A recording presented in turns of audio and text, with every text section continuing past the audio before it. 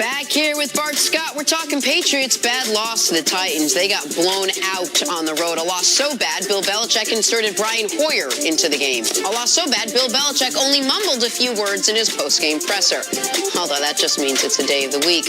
New England heads into the bye at 7-3 with some introspection from Tom Brady. This is when, you really figure out what kind of team you are. And it hasn't been all good.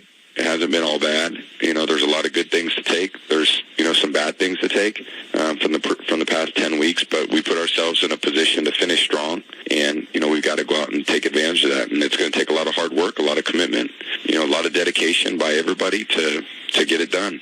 And that'll define what happens with our season.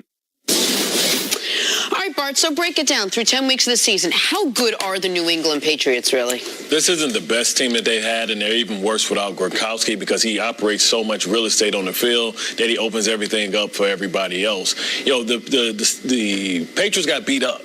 And, they always lose to teams like that, right? They lose to Jacksonville. They'll lose to a team like the Ravens. They won't lose to a team like Kansas City, a team that wants to try to outscore them. Some of those old Jets teams. Absolutely. So somebody that can run the football, and, they struggle against mobile quarterbacks. Mariota killed them with his legs, being able to buy time because they don't have a true pass rusher. They don't have somebody that can consistently get after the passer. So if the game is close, and they got out early, 17-point lead in the first quarter, to be able to make the Patriots have to play a certain way, and they couldn't respond. Gronk is going to be huge to their success. Gronk also missing in the running game. I tell Nick all the time, he's the best offensive lineman they have, and he's one of the best blocking tight ends, especially on the end of the line of scrimmage, you're going to have. Now, they have the designated run blocker in Dwayne Allen, but just what happened to him? He's hurt now. So now you have Dwayne Allen hurt as a bookend. Now, this is an offensive line that as a unit, they're going to be one of the better units because they work well together. But individually, they don't have a lot of just pure raw talent. They're well coached. So now, when you take Sony Michel, who's been Nick, and I expect him to be Nick the rest of the year. He came into the season with a knee injury. He has a history of having a bad or questionable knee. I believe that's why he slipped a little bit in the draft to the end of the first round. So now, we don't have a dominant running game. We miss Gronk, not only as a receiver down the middle, but now he takes a little bit of that coverage off of Edelman. So now Edelman can't get his thing off the way he normally does. So now I'm depending on Josh Gordon.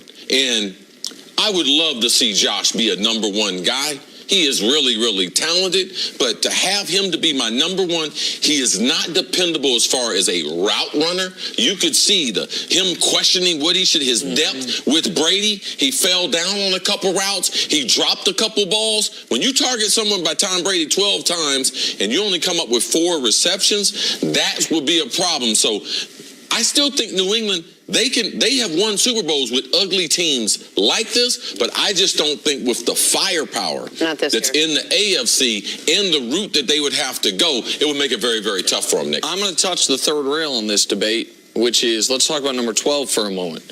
Next Gen Stats came out with something yesterday that was shocking. Because for years and years and years, you could not blitz Tom Brady. It was a recipe for disaster. I remember Football Outsiders had a stat facing a heavy blitz from 07 to 2016. I think it was 77 touchdowns, 0 picks. Like a heavy blitz, not a regular blitz, but an extra guy.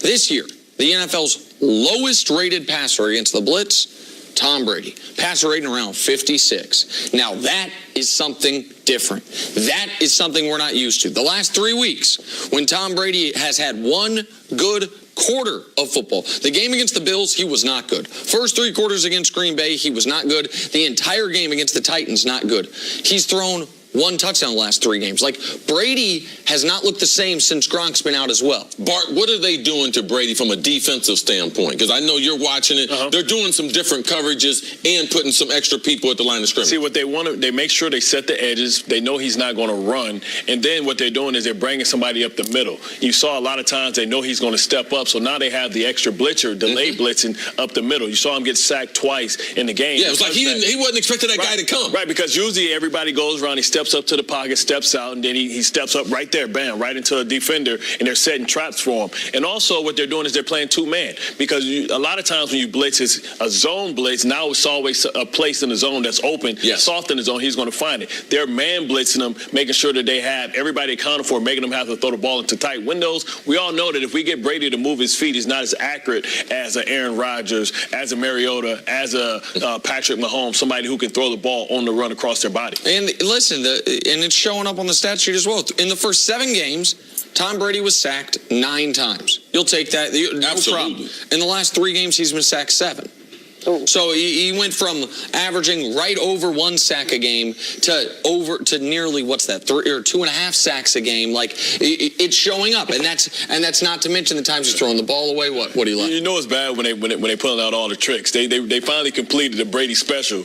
Wide open 37. Oh man, he took that pain though on the ground. That was the bad beat. The turf monster got him down, and then of course Mariota does the Mariota special, and he picks up the first down. He looks special. All right, so we all agree that this isn't the best team that they've had, and maybe Tom Brady isn't playing as good a football. Is anyone concerned about their playoff chances? Is any concerned about the path? Is anyone concerned that Josh McDaniels is not going to find a way to somehow turn this around? Well, you have to be concerned because they've only had the success, and New England's success is winning the Super Bowl. Right. All right. So they have even gotten there 3 times and not been successful. But success has been being in the number 1 or the number 2 seed. They make you come to Gillette. We know the type of ball they play. You get to win 2 games there at home, get to Atlanta. This year, I still believe that they have a chance because they'll have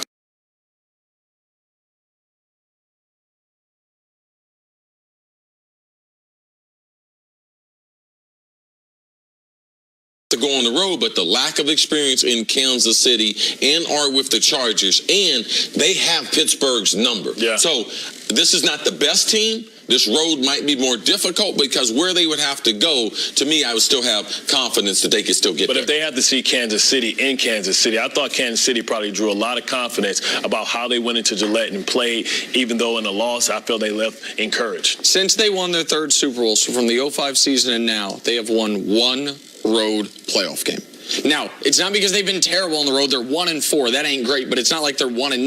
Yeah. They haven't played many road playoff games, but they do not have a history of having to go on the road in the postseason. They have almost no history of having to play in the wild card round. That's only happened 3 times. Tom Brady's only played in 3 wild card playoff games in his entire career. That's why that game at Pittsburgh is critical, and the home game against the Vikings is critical, because the winner of the AFC West is getting a bye. You're supposed to ask me how many wild card games they played. How many wild card games they played in? 1. 3. Oh. At least I got the second chance right. I got nervous. I was like, got to take a break. Bart, thanks so much for hanging out today. Thank you, brother. Coming up, See you, man. Melo's NBA career. Is it over? That's next on First Things First.